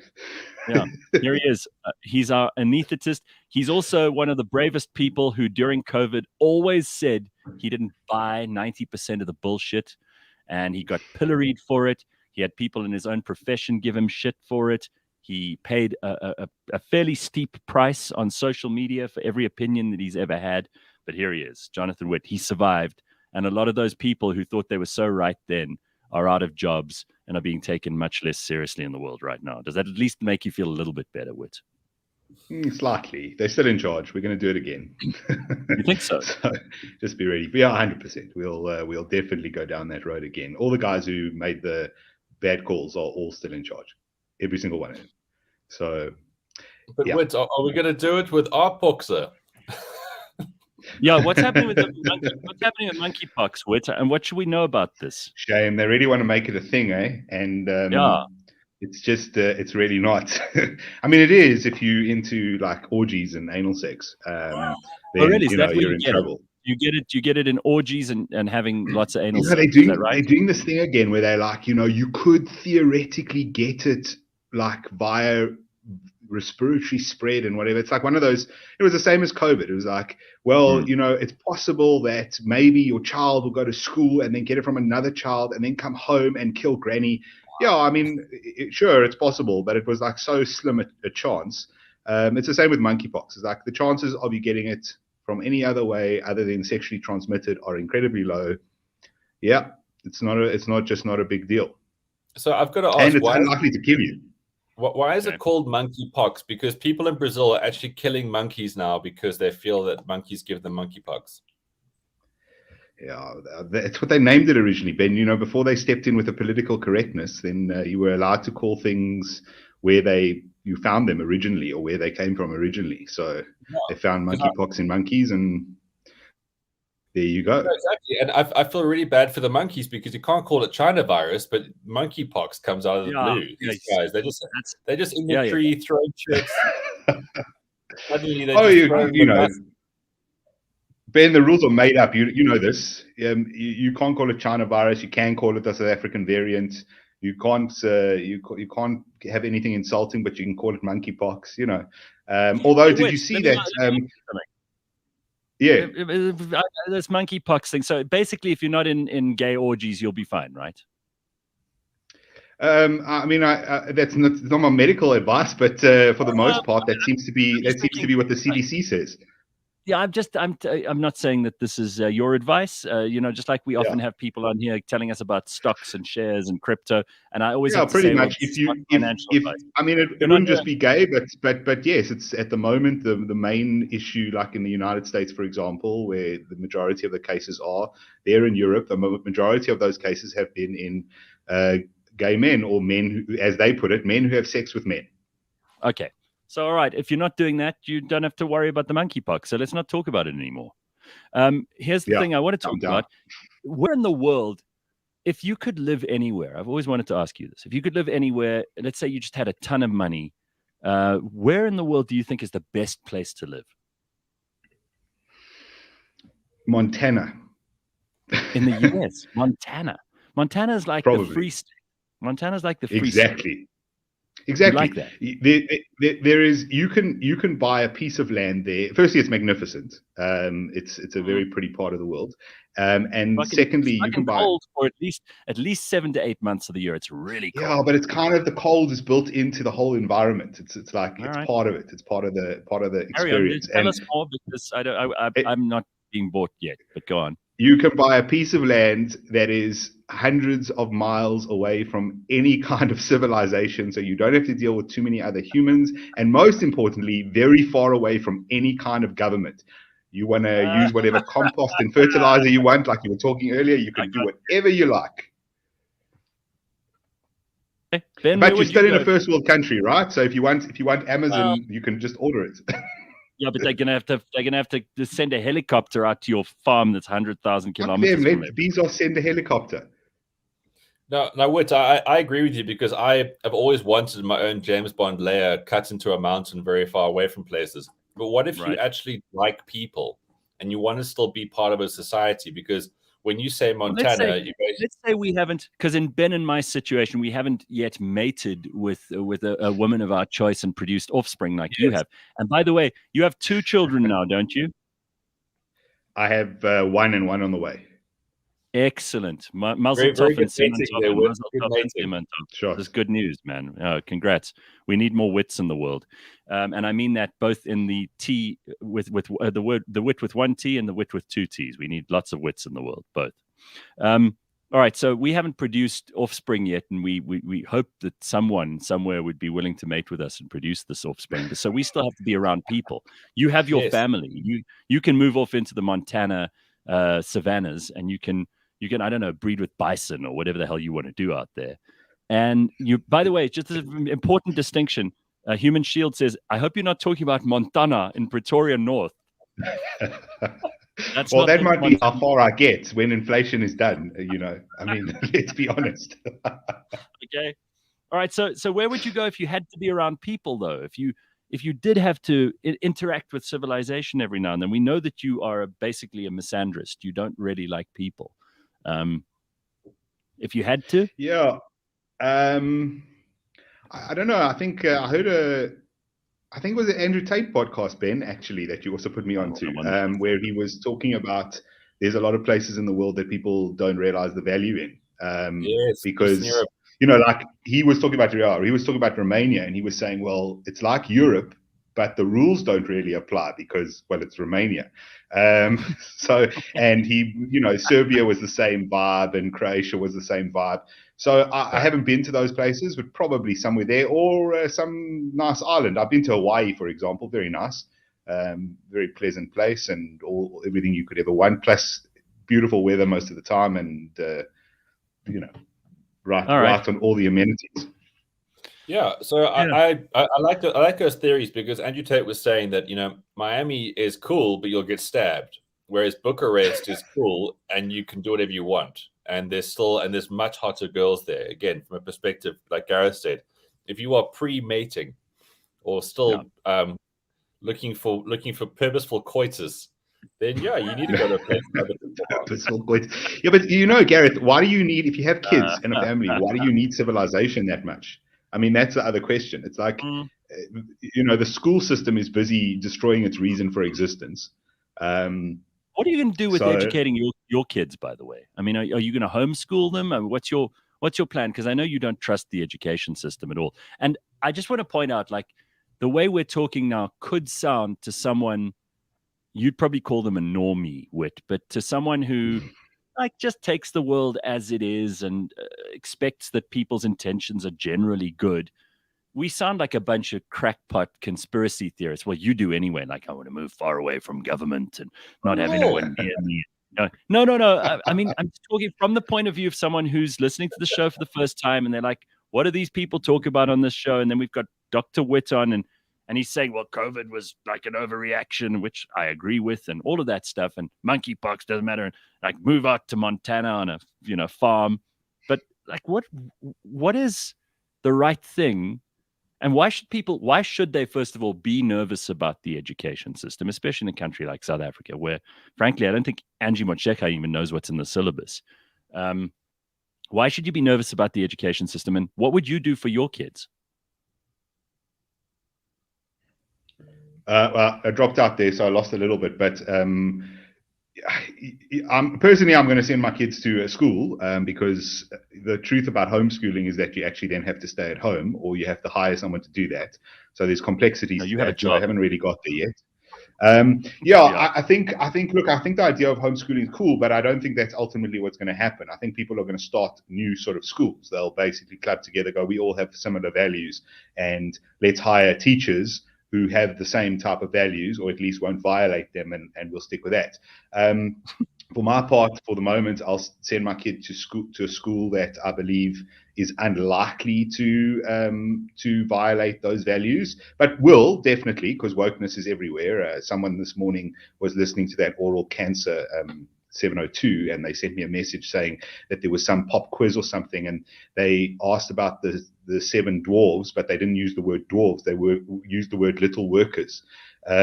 So I mean, this woke shit is everywhere. So you've got to take responsibility for parenting, is my view. You've got to make sure your kids are fucking aware of all this stuff. They call them little workers. I think little workers, yeah. Instead of saying the word dwarves.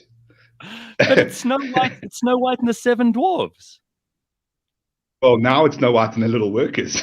No, but hang on. Like, isn't that so insulting to call someone a little worker? Well, I mean, I don't know. I mean, you obviously have to speak to the editorial team at that failing channel. But hang on, if you said little worker, my immediate, my first idea that pops into my head is like the early Victorian era, Industrial Revolution, children in like sweatshops and in what did they call them? Workhouses, like hammering shit, like small, like 11-year-olds hammering like shit together or stitching something or making a boiler or something. That's a little worker. Is like an 11-year-old in a Victorian workhouse. Well, we're reconstructing the English language, what we're allowed to say, what words mean. I mean, America is not in a recession, for example. They're not dwarves; they're little workers. I mean, what do you think? I don't know where this stops. What do you think of the term "reaching out" when someone says that to you in an email or in a message? I'm reaching out to just find out. I hate that shit. I can't stand. But all of that office talk. I mean, I've never been, very office based. So blue sky thinking and out of the box and all that other shit. Couldn't be bothered. I don't have to talk in those terms. Sorry, Ben. Ben has to do this stuff. This is why you grow a beard like a homeless man. We're undermining Ben's sense of purpose here by talking about how this is all nonsense. I joke myself all the time. All right, so I am a little worker. So, Witt, what are your preoccupations when you're not anesthetizing patients? I mean, what are you reading? What are you watching? What are you listening to? What are you paying attention to at the moment? And what's driving you fucking crazy? Because you always have interesting ideas. Reading whatever comes across, usually whatever someone's recommended. I'm reading Solzhenitsyn again. Oh wow! Okay. That's heavy. That's very heavy. Yeah, it is. It is, but I hadn't read it for a couple of years, and I just wanted to read it again. And then I don't get much time to watch stuff. Watching stuff. I just do for entertainment mostly. On occasion I'll watch. I love the politics and mostly American politics. I long ago wrote off South African politics. I think our story's been written, so it's not very exciting to see where this will go. And if you think I'm being disingenuous on that, you can go listen to a Renegade report from like 4 years ago. We called Ramaphosa, corrupt back then. And everyone thought he was the greatest thing since sliced bread. So that's in terms of the watching. I watch entertaining stuff on like YouTube, mostly car content. And then, I spend a fair amount of time on places like Twitter, just reading what's going on. I still think it's a great resource if you follow the right accounts. It's a great resource to figure out what's happening in the world. And if you're smart about it. Are you very pissed off that Elon's not going to buy it, or did you think that was a ruse from the beginning? I didn't think it was a ruse, but I didn't think it would make much difference. I mean, Elon is at the end of the day only going to push things so far, and he still has to work within a framework. He's still got to see all those people every weekend. If you look at his social sort of circle, he's good mates with the guys at Google, and he's good friends with a lot of the guys in Silicon Valley. He's not going to, piss all over them. He might reinstate Donald Trump, but that was done to silence the man in the last 14 days of his presidency. I mean, that was all that was about. So I need to ask you this because you're on top of American politics. Is it true that Donald Trump buried his ex-wife Ivanka in like the garden at Mar-a-Lago? No, she's they have like a private part of a cemetery that she's buried in. But there's a conspiracy theory by these blue anon types that say that all his misdealings and all the stuff he did in the White House, all the documentary evidence is buried with her now. He put it in her coffin and then buried her. That's great. And that also he killed her because that was she knew too much, of course.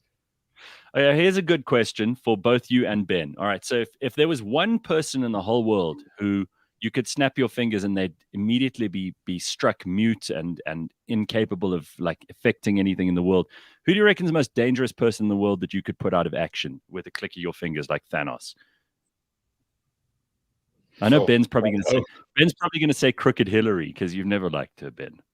No, Crooked Hillary is very much she's on the wane. And besides, she doesn't really talk too much. She uses her hands. She's more of an assassin now than a spreader of stuff. Exactly. She takes things seriously, Gareth. She's not like, I mean, maybe Hillary getting rid of her would be quite useful because less people would end up dead. But the problem with saying something like this, I'd go for someone like George Soros or Klaus Schwab. But the issue is that if you take one of them. Yeah, Klaus Schwab came up earlier in discussion. I just can't believe that someone who's such a even the accent, he sounds like a Bond villain, right? I will take this over, Mr. Bond. He sounds like a villain. It's like he was made up in a laboratory. Yeah, no, he definitely does. The issue with them is that you take them out, and I mean, maybe you'll take out a little bit of their plans, but they've always got. They're part of larger organizations. So at the end of the day, it doesn't really matter if you take the head guy out. They've got sort of plans to make sure that everything continues. And there's people coming after them, and you don't know what you're going to get.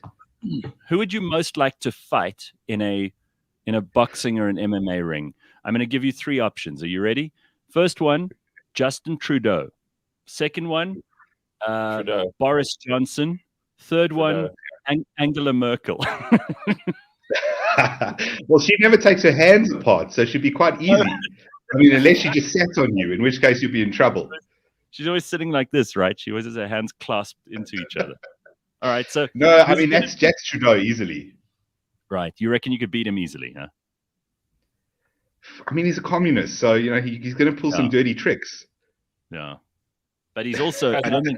I don't think he could fight very. I don't think Justin. I think he'd scream and run around. He'd flap his arms and run around and be worried about his hair. And I don't know. If you messed his hair, he'd be very upset.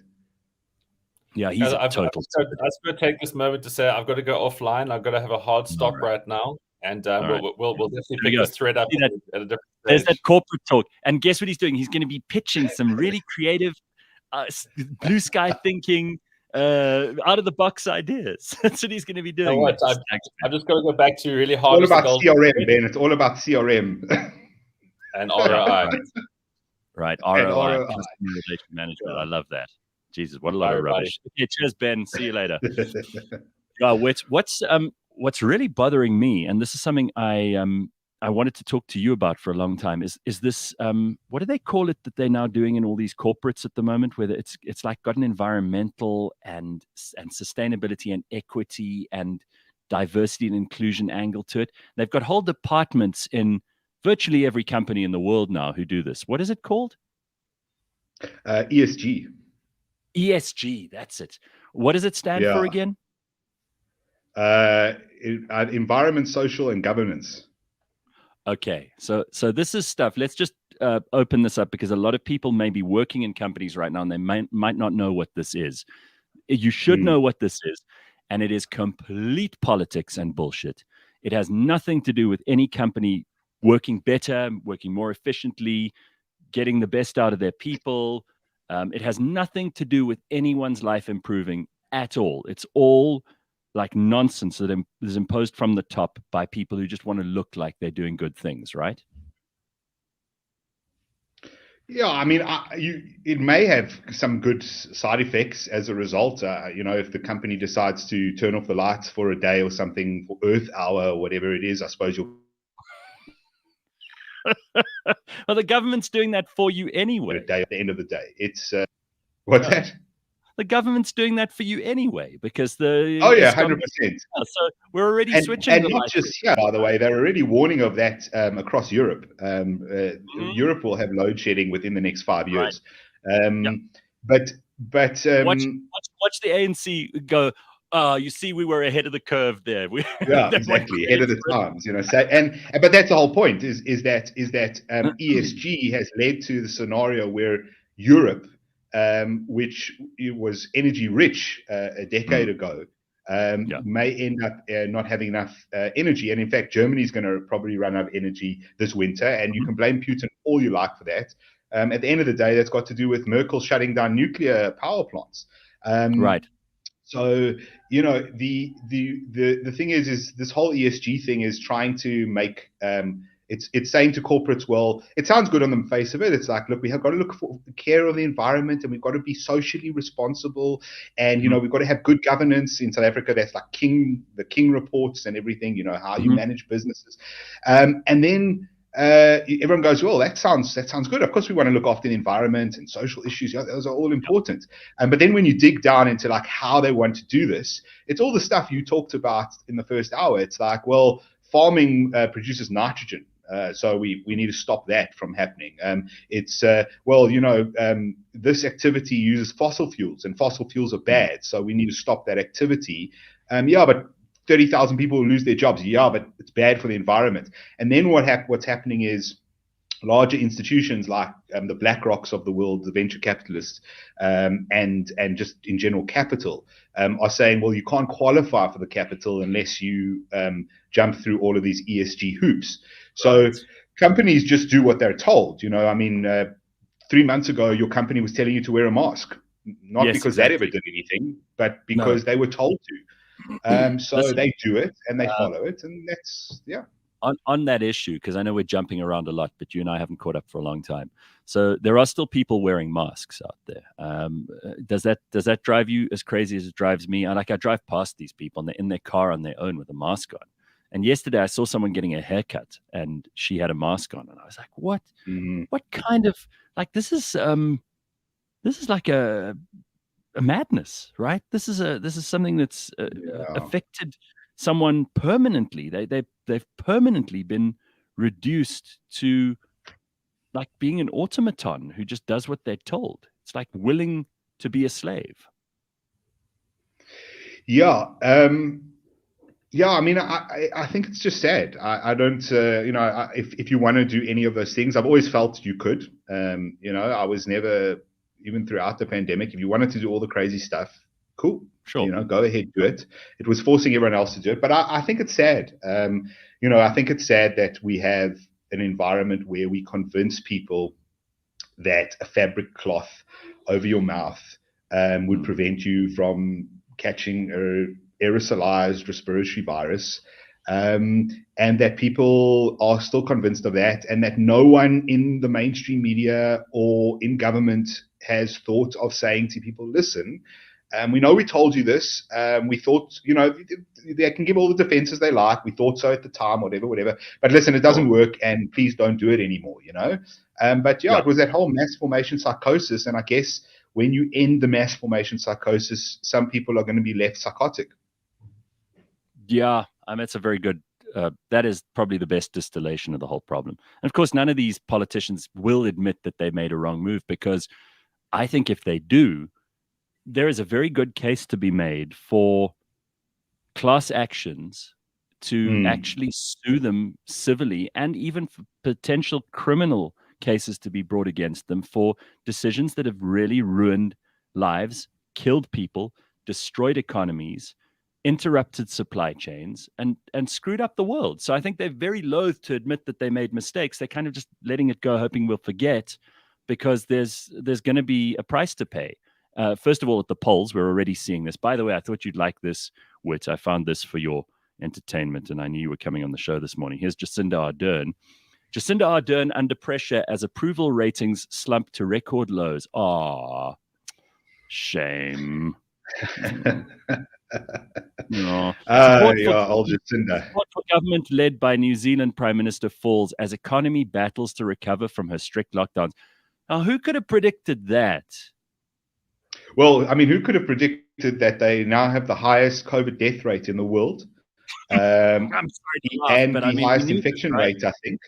Yeah. Right. I mean, I said early on that, I think March, April 2020, I said the only way out was through. You can't get away from a virus. That's not how this works. We've had hundreds of millions of years of interacting with these things, and they will find their way into the population. They'll take out what they take out, and then they will become endemic, and you'll have immunity.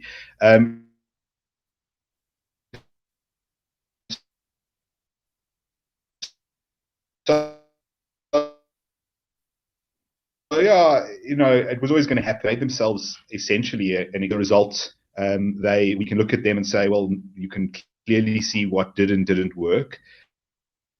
Mm-hmm. But pretty much none of the stuff worked. Damage over stuff. I mean, that's her like crowning glory, certainly. But she's done lots of things in New Zealand that have been really, really bad for their economy. And basically left-wing policies. I mean, I know you don't like politics on Friday, but I listened to the Burning Platform yesterday, and there was like lots of discussion about like what you do with immigrants and all this kind of stuff, and xenophobia and all that. Yeah. It's like,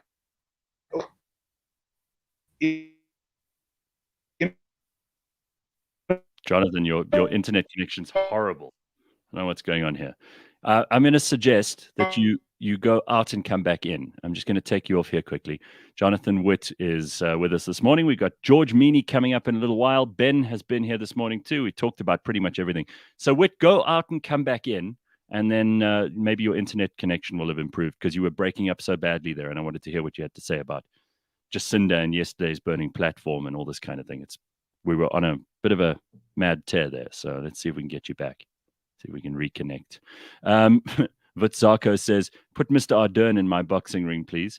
I mean, it's just, right. Ask a stupid question, you get a ridiculous answer. I asked, who would you like to fight in politics today? So, got a couple of interesting answers there. It's all Greta Thunberg causing Europe's impending blackout, says Silicide. Well, I wonder if you could blame a child. I think you got to blame the people who thought that a child was the most credible person to talk to us about the environment. That would have been better. I think that would have been right. Okay, here he is. Sorry, we lost you for a second. Yeah. It was breaking up. No, let's try that again. Sorry, I've changed. Sometimes you just refresh and it gets better. So you were saying you listened to the Burning Platform yesterday, and you heard, and then we broke. Yeah, I mean, there's so much debate around, immigrants, xenophobia, all this kind of stuff, and it's just borders. Like, yeah, I mean, look, those are broad policies that, like, obviously you need to have a fixed position on, but the reality is that prosperity is the only thing that changes the human condition for large groups of people. And at the end of the day, that's all through economic growth. That's what we've seen happen in the last 150 years. And, if we don't have policies that are for economic growth, it's not going to make a difference. So the reality is that we have a government that constantly makes decisions against economic growth, constantly makes policy against that. We have civil society, many of whom believe in policies or are pushing policies that will not work here. Right. The kind of sort of socialistic type of policies that work in Denmark and Norway work because those guys have massive, massive oil funds that essentially pay for everything. And we could have that, but we refuse to because we're worried about the dead whales off the coast of Cape Town. If we sunk a couple of oil wells in the Karoo, South Atlantic, or we fracked the Karoo, then we could have all your socialist utopia stuff. But you refuse to do one, so you can't have the other. That's right. So you've got to make the problem. This comes down into the way the left thinks about things in general, but the reality is that the reason for this happening is that it's a general belief that you can have good things without getting negative things as externalities. And the reality is just. You've said it twice, the reality. Now, I've, for the longest time, started to distill in my mind, and I haven't written anything for a while, and I don't really talk much about politics anymore because it is kind of boring. But in my head, I've worked out what the major difference is between the left and the right in the world today. The left lives in their own heads, and they live in a fantasy, and the right lives in reality. And the two can't speak to each other because the right only believes in things they can see and touch and smell and taste and feel. And the left only believes in things that they can feel, like inside.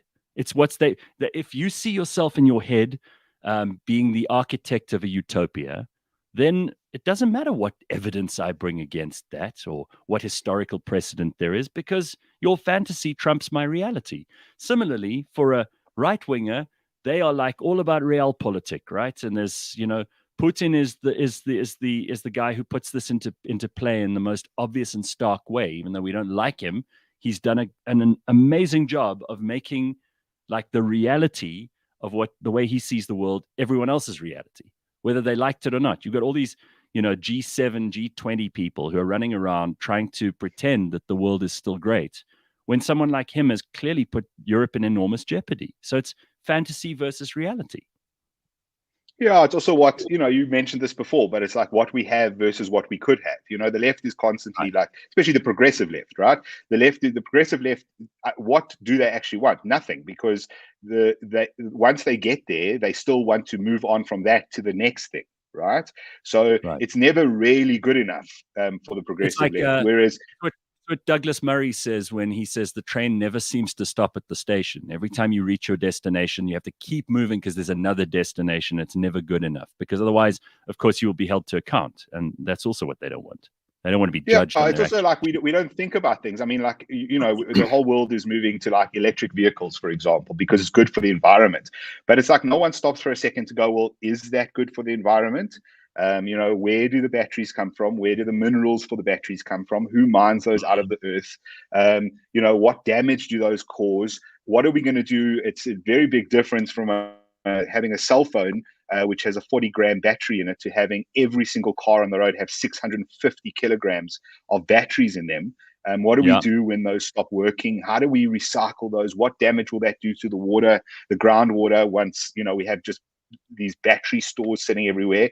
People are terrified of like nuclear, for example, because it creates nuclear waste, when all the nuclear waste ever created in the whole of history. And I remind those who don't know that like France runs 60 to 80% of its entire grid of nuclear, and has for 40 to 50 years. All the nuclear waste we've ever produced fits on like one basketball court.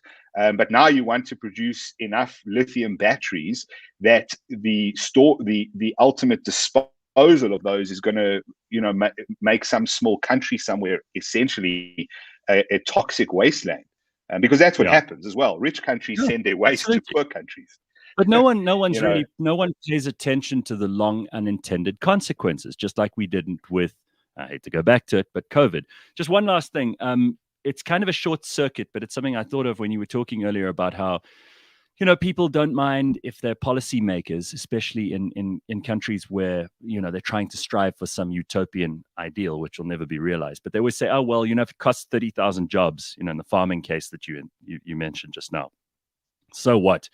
And I think I heard Douglas Murray saying this in an interview the other day, which I just loved. He got into an argument with a utopianist who said to him, well, if you have to break a few eggs to make an omelet. And Douglas Murray said to him, where's the omelet? And that is the best answer you could ever give. Like the USSR, Stalin broke a couple of million eggs, somewhere in the range of between 12 and 60 million eggs to make his. Where's his omelet now? Where is it? Where's this utopia that he was striving for?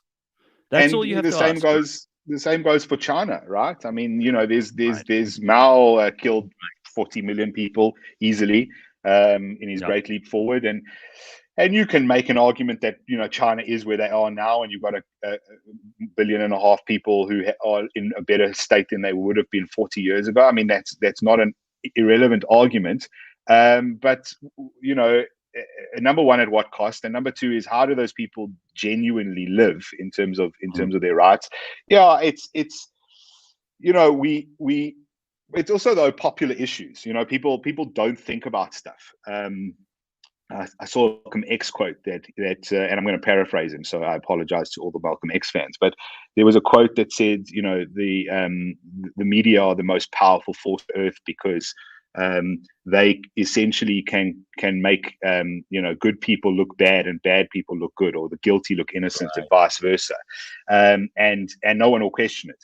And that's really exactly what's going on. If the media today tells you fossil fuels bad, renewable inverted commas, okay, that's another bullshit word, but renewable energy good. I gotta wrap this up, and I want to end it on this will be hilarious. Like, how did your discussion with Jonathan Witt go? Oh, great. He ended the whole conversation with the Malcolm X quote. That's how we're going to close it. So I'm going to let you go. Thanks, Witt. Perfect. Nice to see you, dude. Have a good day. Cheers, eh? Thanks. Always good. And good not to have you on the burning platform only talking politics. I knew when Ben left, we'd eventually get there because that's what you and I like to talk about. But thanks for being on the show. Pleasure and thanks. Cheers. Awesome, man. Very good. That's Dr. Jonathan Witt, who I promise you we will get back on a burning platform at some point because he's clearly got some things he wants to ventilate. And there's lots to talk about. As always, it's been a very busy Friday morning, and it continues to be busy. We wrap it up with our favorite part of a Friday morning. That is where George Mienie joins us.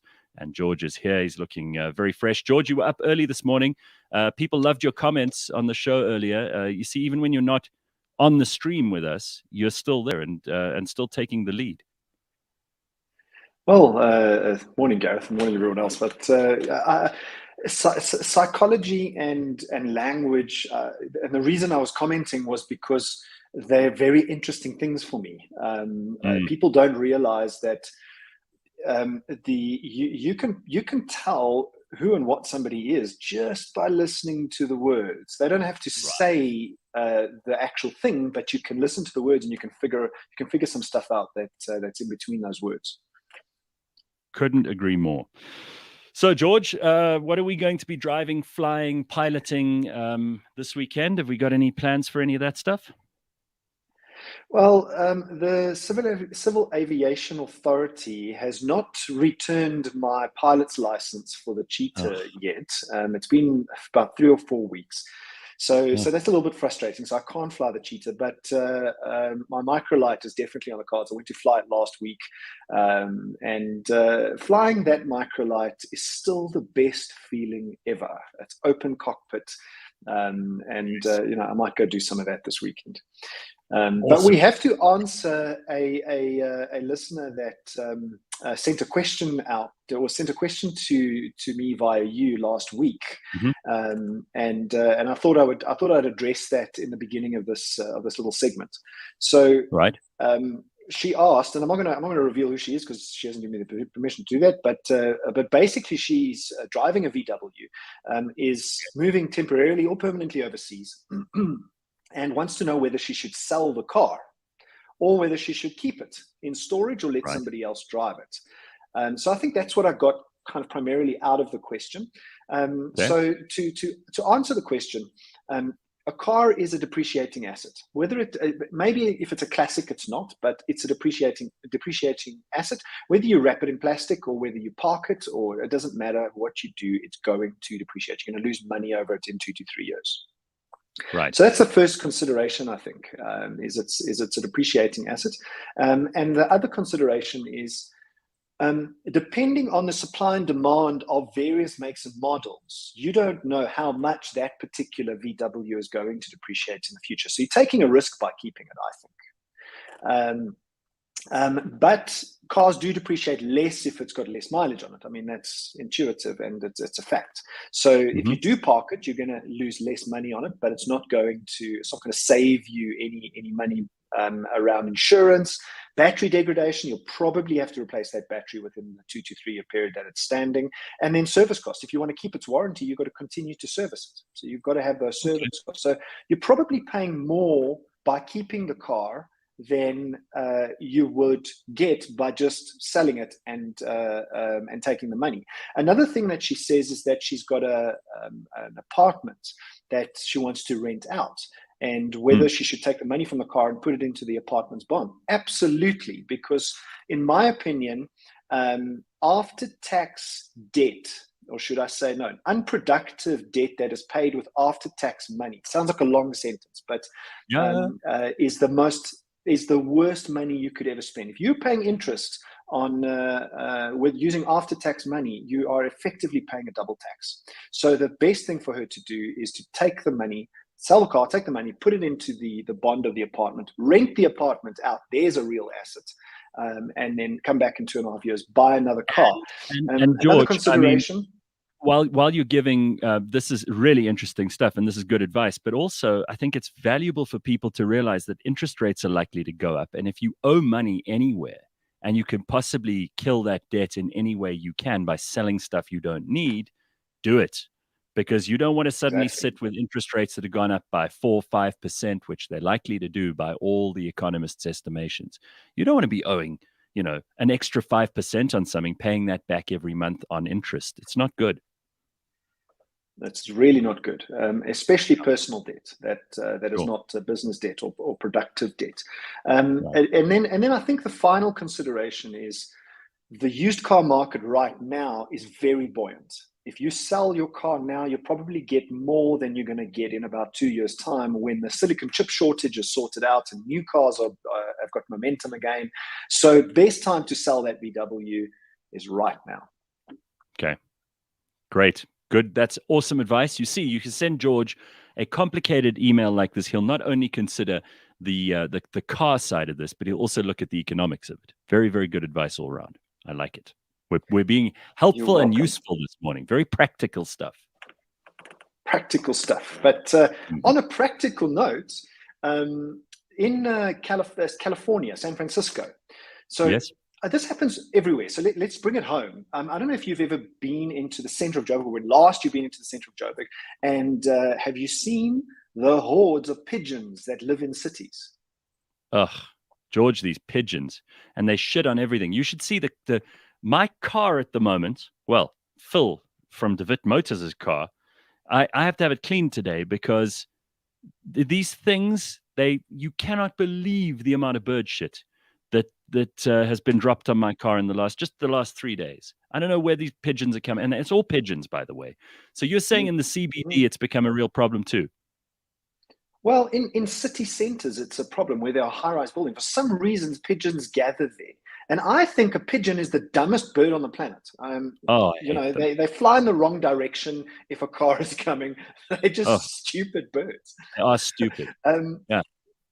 Nonetheless, so what they've done in California, San Francisco, is they've hired a hawk. This guy by the name of Harris. It's a 5-year-old hawk. And the hawk's name is Pac-Man. And what the hawk does is he patrols with Harris along the streets of San Francisco, California, in these pigeon-infested areas. And the idea is not to encourage the hawk to hunt the pigeons or any rodents or rats, but apparently, since the hawk has been patrolling the streets of California, the number of pigeons in the city center has halved. Yeah, well, they just see it flying around and they'll get out of there. It's a good idea. They are petrified of pigeons. Talking about rodents, though, there is a New York City problem that's occurring, and I wonder whether it's occurring here. I don't think in South Africa it's as big a problem because we don't live in very condensed areas like Joburg City Centre or Cape Town City Centre. But they've got a rodent problem that is a hangover from the lockdowns. So during 2020 and 2021, the rats would eat out of the dumpsters in New York City because the leftover food would be put into those dumpsters. And so now the rats have resorted to, first of all, there's been this proliferation of rats. They're bred. So there's thousands more rats. But what they're doing now is because they can't find food, is they're climbing into the engine bays of cars and they're eating the wiring harnesses of cars. So they dug into this a little bit and wondered why they're eating the wiring harnesses of cars. And the reason is, by and large, because many manufacturers are now making wiring harnesses and the insulation around wire based or made out of soya-based insulation. Soy-based insulation. Oh no! So this is a meal for the rats. It's a meal for the rat. So now you're trying to save the environment, but you're creating this bucket of food inside your engine bay. Well, this is what Jonathan Witt was talking about. Jonathan Witt was just talking about this now. These unforeseen consequences of what seem like good decisions, and then they end up being terrible because their long-term costs and detriment are far greater than the immediate benefit, right? Unintended consequence. I agree with that. It's you can't predict everything out into the future. So now we start to look after the environment, soy-based wiring harnesses, etc. We have lockdown, and then suddenly cars are standing still because rats are eating the soy-based harnesses. I mean, who could have said? Who could have known? Right. And then very finally, I don't know if roundabouts is the right word. Roundabouts or circles irritate you, but do people really know how to drive through a roundabout? And the reason I bring this up is because someone almost crashed into me the other day. Oh, God. All right. So what is the rule? You give way to the right. Yes. So first rule is in entering the roundabout, you yield to the right. You give way to the right, as you put it. Yes. So if there's a car coming from your right, don't cut in front of them because that's not the rule. The rule is you give way to the right. The person in the circle has right of way. The second rule is the two outer lanes. You have to exit the roundabout at the first exit or at the latest the second exit. You can't exit the roundabout at the third exit if you are in the outer lane. Yes. Exactly. Go into the inner lane if you're going to do more than 2 exits from where you're going in. Because I mean, some of these circles, some of them can have 4 or 5 exits. It's not always 4. It's not always 3. It can be many. But if you're on the outside, then take the first or the second exit. Otherwise, you shouldn't be on the outside. And this is how somebody almost crashed into me. Is I was in the inner lane. Now, and I suppose the second exit is the problem here, is because in the inner lane, you can exit the roundabout on the second exit onwards, right? Which means that if a person is on the outer lane and I'm exiting the roundabout on the second exit and they continue going around, this is where somebody almost drove into the side of me. And then I suppose the last consideration is heavy vehicles battle to go around roundabouts. So don't drive next to a truck in a roundabout. Rather just give them way. They battle to go around those things. Yeah, I saw a truck turning in a fairly sort of congested area yesterday, and the car that was in the front, obviously on the opposite side, had to actually reverse, and so did the car behind that one and the car behind that one, because obviously these things have massive turning circles, and you've got to kind of think not only for yourself, but also for the truck driver. Otherwise, you're going to end up in a situation where he's just going to, pull your bumper or your bonnet or worse off of your car. Exactly. Right. So that's it. That was my rant about traffic circles. That's good. Somebody was crashing, and then she had the sense to start swearing at me. Oh yeah, great. Because she almost crashed into me. Don't expect people who've made terrible mistakes on the road to take accountability for those mistakes. Dr. Robin says, "Oh my God, George, you're talking to my husband. He's obsessed with how badly people deal with roundabouts." See, this is important. This is so important. Absolutely. Tracy says, in Somerset West, we have a gazillion mini traffic circles. They work like rolling stop streets. First at the circle, first to proceed. It's a nightmare. There's a big difference between the two. And Sean says, here in Bulgaria, people do not know how to use traffic circles either. See, George, you've hit a nerve. Look at this. In the UK, they have thousands of traffic circles. Terrible place to drive, says Sean. Yeah, look what you've done, George. Now you got everybody all wound up on a Friday morning. I'm so sorry. All right. That's it for us for a Friday, and I hope you have an awesome weekend, and we will catch up again next week.